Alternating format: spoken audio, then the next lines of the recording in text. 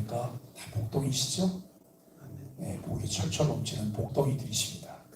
하나님께서 큰 은혜를 베풀어 주시기를 바랍니다. 오늘 어머니 하나님, 나의 하나님이라고 하는 주제로 말씀을 함께 나누려고 합니다. 우리는 어제 아침에 룻기 1장 1절로 5절에서 한 가정의 흉년이라는 현실의 벽 앞에서 믿음이 아닌 생존을 선택했을 때 어떤 비극이 초래했는지를 살펴보았습니다. 이제 룻기 1장 6절부터 그 실패의 자리에서 다시 하나님께로 돌아가는 회복의 시작을 봅니다. 암울했던 사사시대의 끝자락이죠. 사람이 각기 자기 소견에 옳은 대로 행하였더라 라고 하는 말씀처럼 이스라엘은 하나님의 왕되심을 거부하고 스스로의 판단으로 살아갔던 그런 시대였습니다. 엘리멜렉의 가정에 모압 이주는 그 시대의 거울과도 같은 것입니다. 하지만 하나님의 섭리는 멈추지 않습니다. 1장 6절에서 우리는 이렇게 읽습니다. 여호와께서 자기 백성을 돌보시사 그들에게 양식을 주셨다함을 듣고 라고 하는 말씀입니다. 하나님은 자기 백성에게 주목하고 계십니다. 그 사실을 믿으시죠? 하나님은 우리를 눈동자같이 지키세요. 한시도 우리에게서 눈이 떠나지 않으세요. 결혼하고 1년 정도쯤 지나서 아들을 얻게 됐어요. 그 아들과 함께 어디를 다니면 아들이 얼마나 부산스러운지 이 태어날 때는 2.9kg로 태어났는데 이 아이가 조금 지나더니 막 4kg, 5kg 제 아내가 고생을 많이 했어요. 그래서 어디 다닐 때는 꼭 아이를 제가 안고 다녔는데 너무 무거워서. 그런데 얼마나 극성맞은지 그냥 손을 놓으면 쏜살같이 어디로 없어졌어요. 그래서 끝까지 손을 붙잡고 다녀야 되고 그리고 한시도 눈을 떼지 않고 눈이 그냥 따라다니는 거예요. 여러분 이렇게 부모가 자녀에게 관심을 갖고 자녀를 돌아보던 그 마음들을 우리가 생각해 보면 하나님 아버지는 어떠셨을까라고 하는 거예요. 한 번도 우리를 놓치지 않으셨어요. 내가 암울할 때도 내가 약간 좀 이상한 짓을 할 때에도 그리고 하나님을 사랑하고 기뻐할 때도 하나님은 항상 우리를 지켜보고 계셨다라고 하는 것을 알게 됩니다. 독생자 예수 그리스도의 성육신도 자기 백성을 위한 일이었다라고 하는 것을 알게 돼요. 아들을 낳으린 이름을 예수라 하라. 이는 그가 자기 백성을 저희 죄에서 구원할 자라 하심이라 라고 말을 해요. 자기 백성이라는 말을 말씀하시는 것을 보게 되는데요. 여호와께서 자기 백성을 돌보시사 그들에게 양식을 주셨다함을 듣고라고 하는 이 말씀, 이 구절은 룻기의 전환점이에요. 하나님의 은혜의 회복이 시작되는 매우 중요한 표현이라고 하는 것을 알게 되죠. 돌보시사는 단순한 관심 정도가 아니라는 거예요. 하나님의 능동적인 개입과 회복의 행동을 의미하고 있습니다. 이 단어는 성경에서 하나님의 은혜와 구원의 행동을 묘사할 때 자주 사용되었던 단어인 것을 알게 돼요. 특별히 창세기 21장 1절에서는 하나님이 사라를 돌보시고 말씀하신 대로 사라에게 행하셨다라고 말씀하세요. 여러분 이 내용이 어떤 내용일까요? 어떤 내용인데 하나님이 사라를 돌보시고 말씀대로 사라에게 행하셨을까요? 아브라함의 나이 100세, 사라의 나이 90세, 자연 생육법으로는 모든 것이 불가능한 상태였는데 하나님의 약속을 이루기 위해 하나님께서 사라를 돌보셨다는 거예요. 우리는 여러분 로마서 4장에 이 부분들을 재해석하고 있는 바울의 해석을 만나게 돼요. 여러분 텔에 죽은 것 같음에도 불구하고 그의 믿음이 약하여지지 않았다는 거예요. 내가 확신할 수 있는 것, 내가 그 하나님께 무엇을 기도할 수 있는 이유가 있다면 그 이유는 무엇일까요? 내 신념일까요? 아니에요. 내 바람이나 소원 때문이 아니라 하나님의 약속에 근거해서 우리가 하나님 앞에 기도하게 된다는 거예요. 하나님은 약속에 신실하신 분이시고 그 하나님은 언제나 약속을 지키실 뿐만 아니라 우리 가운데 은혜를 통해 돌보시는 하나님이십니다. 따라서 돌보시다라고 하는 표현은 단순히 하나님이 눈길을 주셨다는 말이 아니라 하나님이 적극적으로 일하셔서 회복을 시작하셨다고 하는 선언입니다. 양식을 주셨다는 말은 하나님께서 백성의 필요를 아시고 그것을 채우셨다고 하는 증거이기도 합니다. 출애굽께서 자기 백성을 위해 만나를 내려주셨던 사건처럼 하나님의 언약적 돌보심을 나타내고 있음을 알게 됩니다. 이때 은혜의 때가 다시 열렸다고 하는 하나님의 시보이며 회복의 문이 열렸음을 알리는 주님의 부르심을 우리가 분명히 믿어야 할 것입니다. 나오미는 이제 고향 베들레헴으로 돌아가기로 결단합니다. 하지만 그녀는 두 며느리에게 말합니다. 돌아가라. 너희의 길로 가라. 모압에 와서 얻은 며느리들이잖아요. 모압에 와서 며느리를 얻었지만 이 나오미의 남편도 죽었고 그 다음에 여러분 두 며느리인 룻과 오르바의 남편들도 죽었습니다. 그리고 그들에게는 자녀가 또 없었습니다. 여러분 그때 이제 이 나오미가 베들레헴으로 돌아가려고 하면서 그 모압 여인인 이들에게 너희는 돌아가라, 너희의 길로 가라라고 이야기하는 모습을 보게 되죠. 겉으로는 자비로운 권면 같지만 실은 믿음 없는 타협의 제안이었습니다. 내 인생은 더 이상 소망이 없다. 너희까지 내 인생에 묶이지 말게 하라. 이 포기와 자체의 감정이 담겨있는 그런 말이었습니다. 그러나 이 장면은 오히려 두 며느리 오르바와 룻에게 신앙을 결정짓는 분기점이 되었다는 것입니다. 오르바는 이성을 따릅니다. 현실을 선택합니다. 눈물은 흘렸지만 하나님에 대한 고백은 그에게서 전혀 찾아볼 수 없었습니다. 룻은 전혀 다른 선택을 합니다. 자신의 민족과 신을 떠나 나오미의 백성 하나님을 자신의 것으로 삼는 믿음의 고백을 드러내고 있는 것을 알게 됩니다. 어머니가 가시는 곳에 나도 가고 어머니가 머무시는 곳에서 나도 머물겠나이다. 어머니의 백성이 나의 백성이 되고 어머니 하나님이 나의 하나님이 되시리니. 여러분 룻기에 나오는 명대사예요. 어떻게 이런 고백을 할 수 있었을까요? 이것은 단순한 그런 고백이 아님을 알게 되는데요. 이 구절은 룻기 전체의 전환점이에요. 신학적으로는 언약 공동체로서의 이 편입 선언이라고 하는 것을 우리가 알 수 있습니다. 돌아가려는 나오미, 함께하려는 룻의 모습인데요. 룻은 단순히 시어머니를 따르는 것이 아니라 이방 민족으로서의 이스라엘의 언약 안으로 들어가는 믿음의 고백을 한 것임을 알게 됩니다. 한 이방 여인의 고백에서 시작된 구속의 계보를 보게 됩니다. 여러분 우리가 마태복음 1장에 예수님 족보가 나오는데 족보에 여인들이 몇 명 나와요.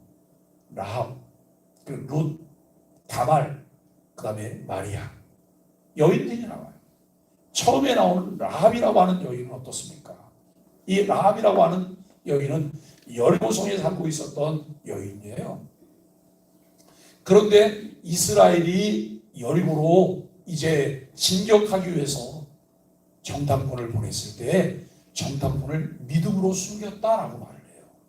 믿음으로 숨겼다. 생명이 걸려있는 그런 일이잖아요.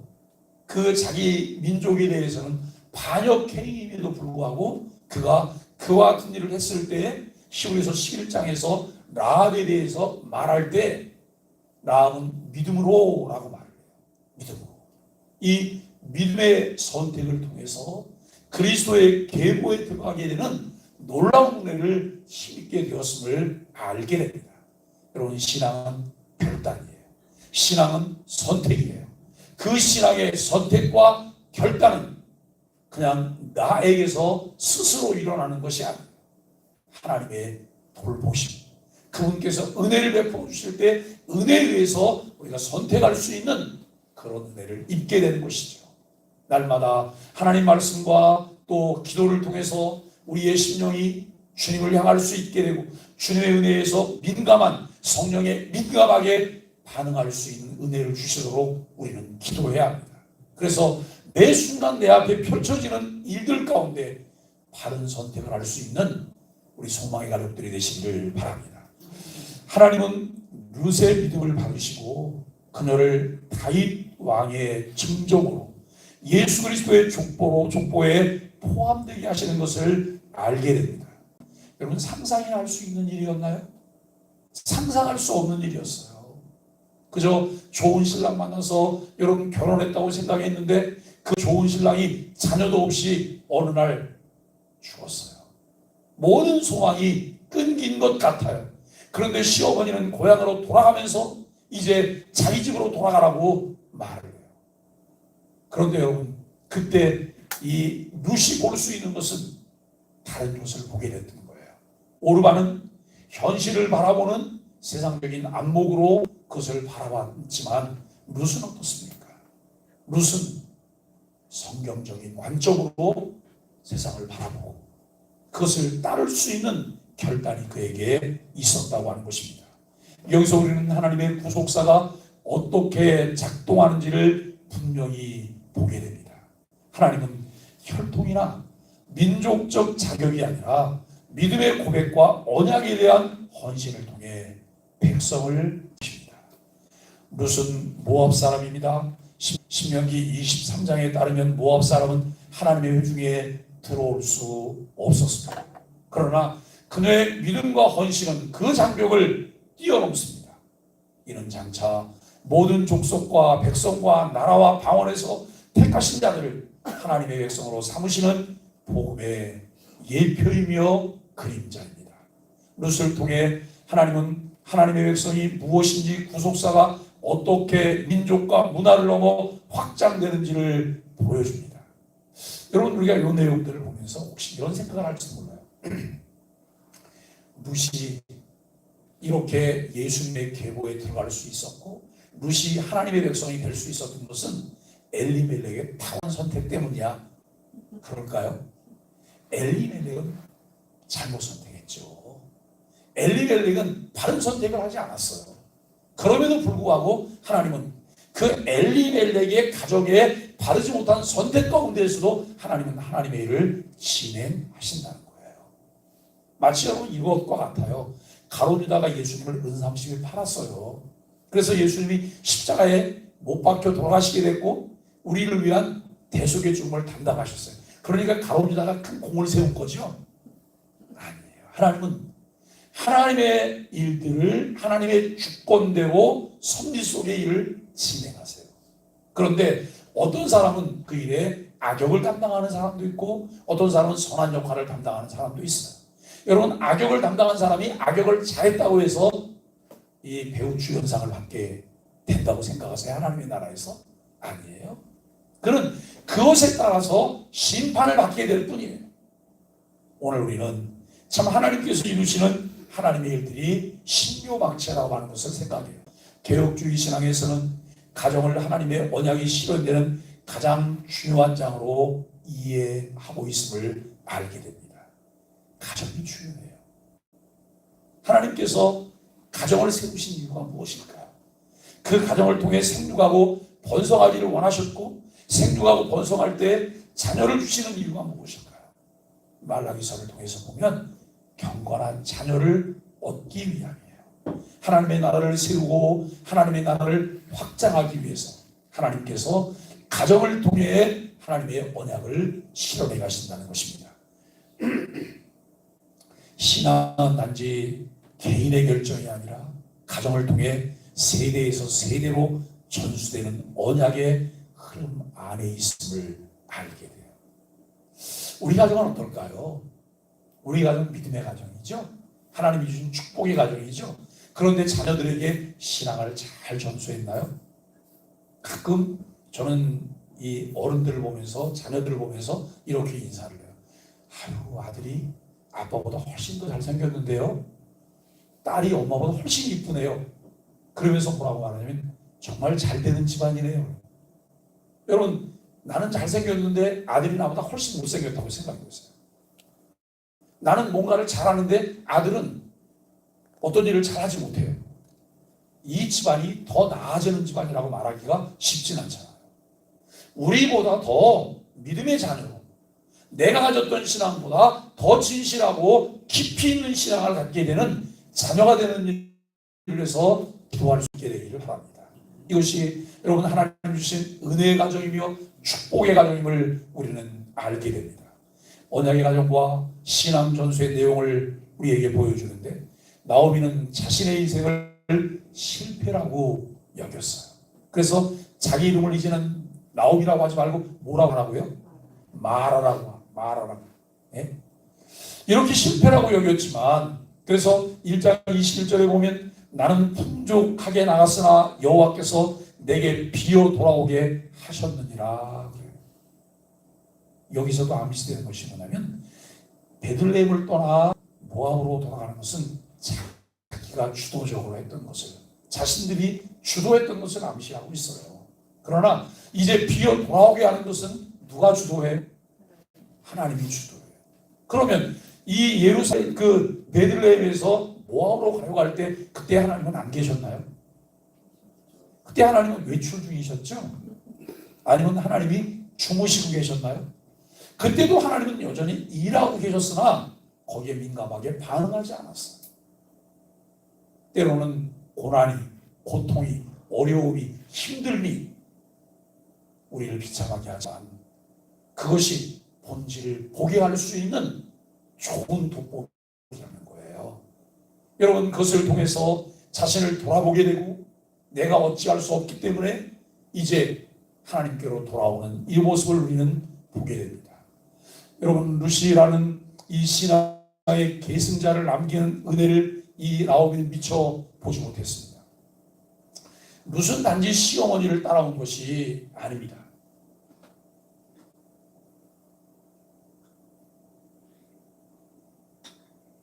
제가 비염 증세가 있어갖고 새벽이면 코도 편안하지 않고 이 목도 편안하지 않고 그리고 이제 설교할 때 제일 이 난감한 재채기가 나오려고 할 때도 있고 그래서 아주 새벽에는 신경을 매우 많이 쓰면서 이 설교를 해야 되는 그런 상황입니다.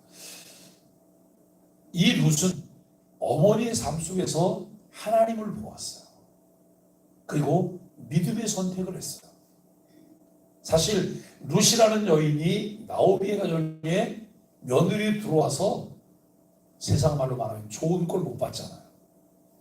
신하고 그 다음에 여러분 남편 주고 그 다음에 그 제부가 되나요? 그 돌아가게 된 이 모습을 보게 돼요. 시동생 돌아가는 이 모습을 우리는 보게 되죠.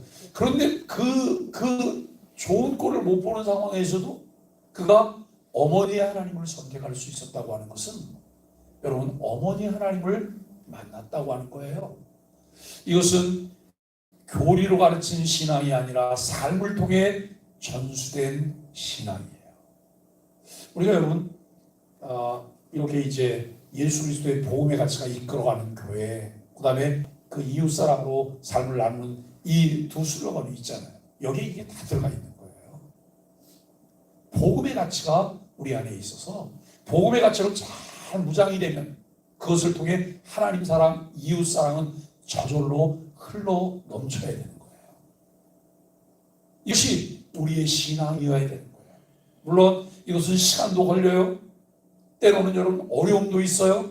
그러나 이것을 사람들이 보기 시작하면 그것 때문에 사람들이 오고 싶은 교회가 되는 거예요. 또 함께 친해져 오고 싶은 여러분 친구가 되고 싶은 마음이 우리에게 있다고 하는 것이죠. 여기서 우리는 중요한 질문 앞에 서게 됩니다. 나는 내 자녀와 다음 세대에게 신앙을 전하고 있는가? 라고 하는 거예요. 나는 내 자녀와 다음 세대에게 신앙을 전하고 있는가? 나의 고백과 삶이 누군가로 하여금 당신의 하나님이 나의 하나님이 되게 하라고 고백하게 하고 있는가라고 하는 것이죠. 어떤 사람이 저를 보고 예수를 믿었다면 얼마나 좋겠어요. 네. 내가 집사님을 보고 권사님을 보고 장로님을 보고 목사님을 보면서 내가 예수 믿기로 결정했어요. 교회 다니면 결정했어요. 여러분, 이게 얼마나 중요한 일이에요. 저와 여러분에게서 이러한 모습들이 나타나게 되기를 바랍니다. 루시 되는 믿음, 나오미가 되는 이 신앙의 유산을 우리에게 보여주고 있는데, 현대 가정은 해체되고 다음 세대는 교회를 떠나고 있습니다. 우리는 종종 무엇이 문제인가를 고민하지만 답은 룻기 안에 있습니다. 룻의 고백은 가르침 이전에 보여지는 삶을 통해 탄생했습니다. 말로만 하나님을 믿는다고 고백하는 부모가 아니라 고난 중에도 하나님께로 돌아가는 모습을 보여준 나오미처럼 실패 속에서 하나님을 바라보는 인생이야말로 다음 세대의 신앙을 낳습니다. 룻은 하나님의 백성이 아니었지만 신앙의 고백과 결단을 통해 언약 백성이 되었고 구속사의 계보에 참여하게 되었습니다. 사랑하는 소망의 가족 여러분, 오늘 이 시대는 신앙을 흘러보낼 통로인 하나님 나라 가정의 회복을 필요로 합니다. 룻처럼 하나님을 향해 고백하며 나오는 믿음을 선택하시겠습니까?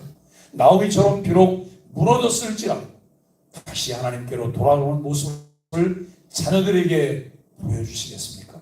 신앙은 유전되지 않지만 살아있는 믿음은 반드시 다음 세대를 변화시킵니다. 1장 6절에서 처음으로 하나님의 이름 여호와가 등장합니다. 이것은 단지 하나님이 계시다는 말이 아니라 하나님께서 침묵을 깨고 역사 속으로 다시 개입하셨다고 하는 신호이기도 합니다. 하나님은 자기 백성을 결코 잊지 않으십니다. 하나님은 징계하신 후에 반드시 회복의 문을 여십니다. 이것이 은혜입니다. 나오미는 이 소식을 들은 것으로 회복의 여정을 시작합니다. 회복은 하나님의 은혜의 행동인 돌보심과 그 은혜에 대한 응답, 돌아감이 만나며 시작되어집니다. 누군가의 기도, 말씀 속 한 구절, 때맞춘 공급과 위로, 회복된 관계의 기쁨. 이때 우리는 그 돌보심을 믿고 반응하는 자가 되어야 합니다. 그분이 회복하시는 자리로 돌아가는 결단, 그것이 믿음입니다.